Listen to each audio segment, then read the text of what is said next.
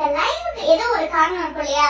S, அந்த fans மீட்டோட அந்த சந்தோஷத்தோட உச்சத்துல இருக்க நம்மளுடைய லட்சுமி பிரியாக்கு கிடைச்ச கிஃப்ட்ஸ் நமக்கு ஷோ பண்ணணும் அப்படிங்கறத இந்த லைவோட மெயின் கண்டென்ட். 34 நிமிஷம் லைவ்ல அதிகபட்சம் அப்படின்ட்டு அந்த டீம் விக்கா அவங்க கொடுத்தாங்க இல்லையா, அந்த கிஃப்ட் நம்ம Praveen sir YouTube channel reveal பண்ணதை மீண்டும் ரிவீல் பண்றாங்க. அந்த ஸ்க்ரோல் ஆகிற அந்த மந்த் கேலண்டருக்கு அது மட்டும் நான் மிஸ் பண்ணிட்டேன், ஸ்கிரீன்ஷாட் எடுக்க. நிறைய கிஃப்ட்டுங்க. அப்பா இதுல நான் லட்சுமி பிரியாவை கண்டு வியந்தே போயிட்டேன். எழுதி வச்சே நான் இதெல்லாம் பேச முடியலங்க. எப்படிங்க இந்த பொண்ணு இப்படி பண்ணுது அப்படிங்கறதா. சோ இப்போ இது யாரெல்லாம் என்னென்ன கிஃப்ட் கொடுத்தாங்க அப்படிங்கிற ஒரு விஷயம்.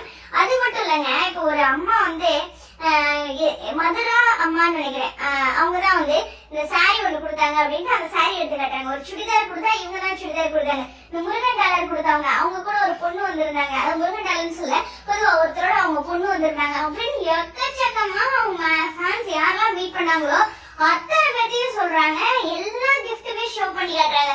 முருகனோட அவங்க டாலர் வந்து முருகன் டாலர் போட்டிருப்பாங்க இல்லையா, அதனால முருகன் ரிலேட்டடான கிஃப்ட்ஸ் 3 இருந்துச்சு. அதே மாதிரி வந்து புத்தா கிஃப்ட், அப்புறம் சம்திங் வந்து இது நானுமே வாங்கணும்னு நினைச்சேன் அப்படிங்கிற மாதிரி ஒரு இது கொடுத்திருந்தாங்க. நான் ஃபியூச்சர்ல வீடு கட்டுவேன்ல, அப்ப கண்டிப்பா இதை நான் கொண்டுட்டு போவேன் அப்படிங்கிற மாதிரி சொல்லியிருந்தாங்க. ஸோ சுடிதார் சாரி, அதுவும் சுடிதார் சாரிலாம் வந்து சீன்ல கொண்டுட்டு வருவேன். ஏன்னா காவேரிக்கா இது லட்சுமி பிரியாவுக்கும் யாருக்கும் ஒருத்தர் கொடுத்துருக்கீங்க, பட் நான் இந்த சீன்ல இந்த சுடிதார் கொண்டு வரதுக்கு முயற்சி பண்றேன் அப்படிங்கிற மாதிரி சொல்லியிருப்பாங்க. அதே மாதிரி அந்த கலர் அவங்க என்ன வியர் பண்ணல, அது மாதிரி ஃபேன்ஸ் அதெல்லாம் நம்ம கவனிப்போம்ல, அவங்க அந்த மாதிரி கலர்ல இல்லாத மாதிரி ஒரு சுடிதார் கொடுப்போம் அப்படின்ட்டு அந்த மாதிரி அந்த சுடிதாருக்கு சொல்லியிருந்தாங்க. சாரி மிடில் இருக்கிறது ஹேண்ட்பேக் ஃபர்ஸ்ட், செகண்ட் சாரி, மூணாவது வந்து இந்த சுடிதார். இந்த சுடிதார் வந்து சீக்கிரம் நம்ம சீரியல்ல பாக்கலாம். சாரியுமே ரொம்ப பிடிச்சிருக்கு அப்படிங்கிற மாதிரி சொல்லியிருந்தாங்க. அப்புறம் ஒருத்தங்க வந்து அவங்க கிட்ட ஒரு எமோஷனலா கனெக்ட் ஆயிருக்காங்க போல, அம்மா அப்படின்ட்டு அவங்களோட மகன் மாதிரி அப்படின்ட்டு அந்த சீனை வந்து அப்படியே சொன்னாங்க. சீன் வைஸ் நடந்த விஷயத்த அழகா வந்து சொன்னாங்க. அதுல அவங்க லட்சுமி பிரியா எமோஷனல் ஆனது அப்படிங்கிறது இருக்கு. அப்புறம் அவங்க பொண்ணு மேல இருக்க அந்த அஃபெக்ஷன் அதெல்லாம் வந்து எம்எல்ஏ அப்படியே காட்டினாங்க அப்படின்னு அந்த ஃப்ரண்ட் ஹாட்ல இருந்து பேசியிருந்தாங்க. லட்சுமி பிரியா வந்து உள்ள போகிறதுக்கு முன்னாடி ஃபர்ஸ்ட் ஃபேன்ஸ் மீட் இருக்குல்ல, அப்போ ஒரு 30 ஃபேன்ஸ் இருந்தாங்க. எனக்கு அப்போ அந்த ஃபேன்ஸ் ரொம்ப பெருசுன்னு தான் சொன்னாங்க.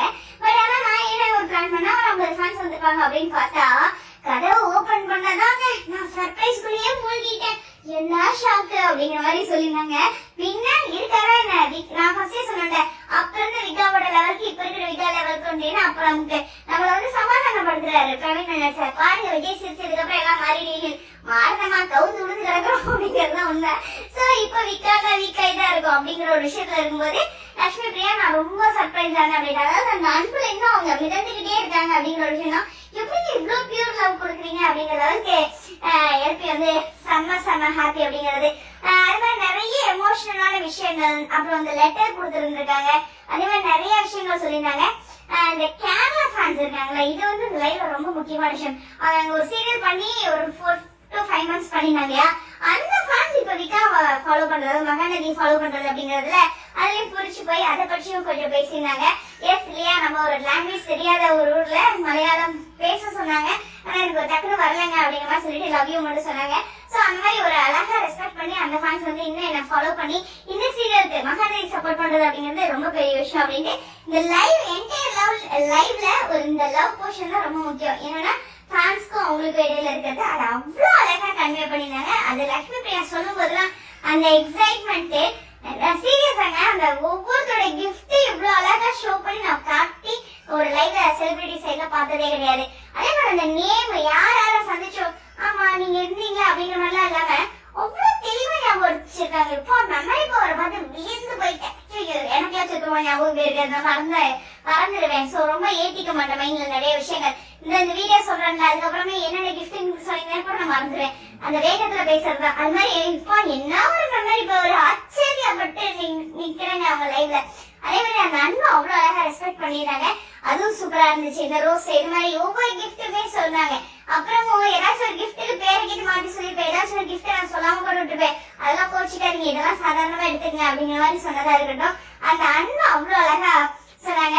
மலேசியால ஃபேன்ஸ் மீட் வைக்கிறீங்களா அப்படிங்கிற மாதிரி கேட்டுக்கும்போது வாய்ப்பு இருந்தா பண்ணலாமே அப்படிங்கிற மாதிரி சொல்லியிருக்காங்க. சோ வெளிநாட்டுல நிறைய பேர் அதை கேட்டிருந்தாங்க இல்லையா, வெளிநாட்டுல வந்து ஒரு ஃபேன்ஸ் மீட் வைங்க அப்படின்னு நிறைய கேட்டிருக்காங்க. எனக்கு என்னமோ அது ஒரு 750 எபிசோட்ல நடக்கும்னு தோணுது. ஒரு ஸ்பெஷல் எபிசோடு. சோ பாப்போங்க அப்படிங்கிறதா இந்த லைவ்.